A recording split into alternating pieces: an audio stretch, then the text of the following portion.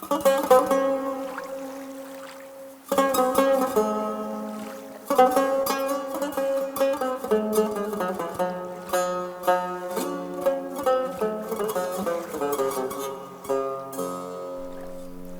anlık ölümün üzdü bizi.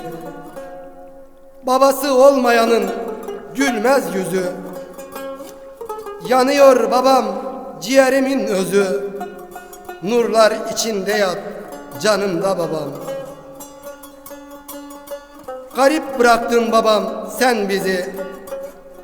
Kulağımda çınlar baba sözleri.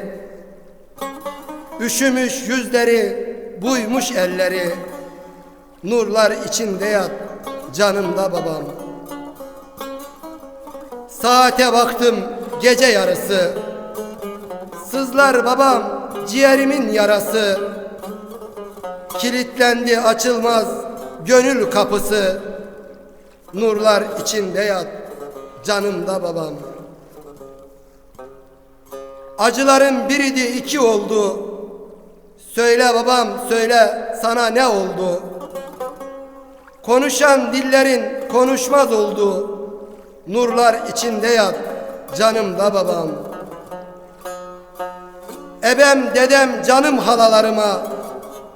Kavuştun babam ciğerden canına. Selam söyle gelirseler yanına. Nurlar içinde yat canımda babam. Aşık Recep'im unutamam seni. Demedin babam kimseye derdini. Cenneti mekana kurdun evini. Nurlar içinde yat canımda babam. Canımda babam.